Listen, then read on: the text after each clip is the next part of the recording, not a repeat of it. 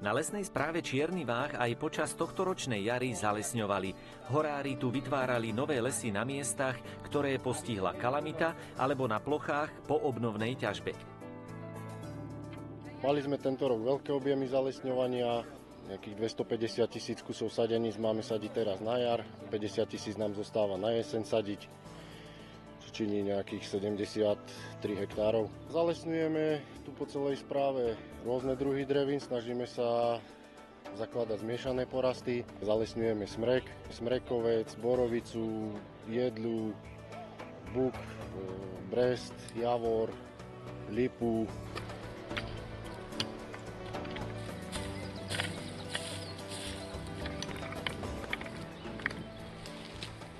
Nachádzame sa v nadmorských výškach, kde sú rozšírené dreviny ako hlavné jedla smrek buk, čo je v podstate karpatská lesozmes. To sú dreviny, ktoré sú v areáli prirodzeného výskytu a ku ním ešte jednotlivo v prímesi zalesňujeme javor, smrekovec, pomiestne borovica. Odkiaľ beriete sadenice? Na všetkých lesných celkoch, ktoré obhospodarujeme, ako všade máme uznané lesné porasty, kolegovia z odštepného závodu Semenoles nám aj na základe našej požiadavky semenný rochok zberajú semennú surovinu, rozpestujú pre nás sadmový materiál na svojich lesných škôlkach, pre nás konkrétne škôlkárske stredisko Jochy, ktorého zamestnanci aj dneska tu spolupracujú pri umelej obnove, a taktiež škôlkárske stredisko Oravská Priehrada. V menšom potom máme škôlkárske stredisko Šariš v Prešove, odkiaľ berávame podľa potreby a množstva sadeníc kvalitný buk najmä.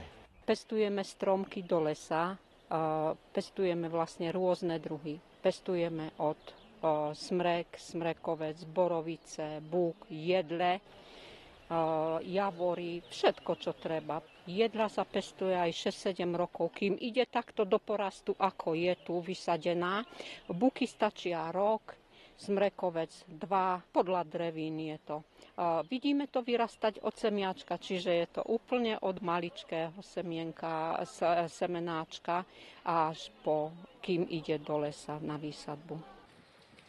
Keď sa hory vysadia, patrí sa túto prácu aj osláviť. Je to jedna z menej známych tradícií, nazývaná tu na Liptove dorobník. V iných lokalitách Slovenska ju poznajú aj pod názvami Oldomáš, Pierkovo, Dorobiono alebo Dokončenie hory. Tento zvyk označuje ukončenie sezóny zalesňovacích prác a bol rozšírený najmä v hornatých oblastiach Slovenska. Teraz máme väčší objem zalesňovania a pri ukončení zalesňovania si urobíme tento dorobník. Je to vlastne pre nás v hore taký sviatok, kedy sa stretnú aj tí dodávateľia prác, aj horári a spoločne zalesnia teraz, dajme tomu, tie posledné sadeničky, ktoré nám zostávali. Potom si urobíme nejaký guláš, posedíme, porozprávame, posrandujeme. To, čo ste si vypestovali, ste aj tu na Čiernom Váhu zalesnili.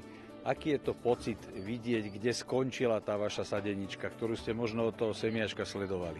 Je to úplne super pocit, lebo je to, človek vidí, kde to skončí, aký to má efekt a že je to prospešné pre celú spoločnosť, pre vodu, pre celú klímu, pre nás, pre vzduch.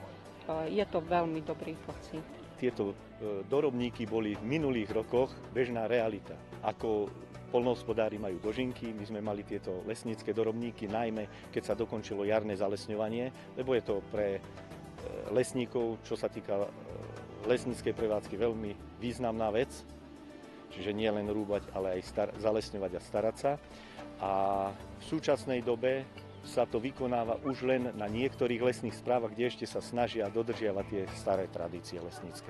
Súčasťou tradície boli rôzne činnosti, ako napríklad obnova hory, teda sadenie mladých stromčekov. Nechýbalo ani pletenie vencov z kvetov a čečiny či zdobenie stromov. Celé podujatie sa nieslo v slávnostnom duchu a sprevádzali ho rôzne zábavy.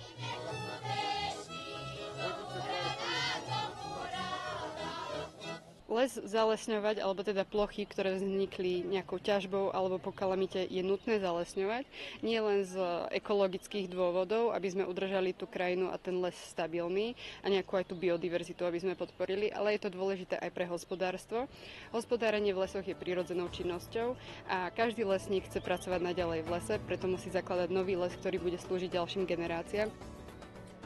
Veľmi veľa ľudí má záujem prísť k nám a podieľať sa na tejto činnosti, avšak naše kapacity sú limitované a v rámci projektu Milión stromov pre Slovensko, kde z OZ Moje Slovensko zabezpečujeme jednotlivcov, potom poskytujeme túto príležitosť aj firmám a samozrejme rôznym súborom, ktorí už sú nejakým spôsobom známi v regióne.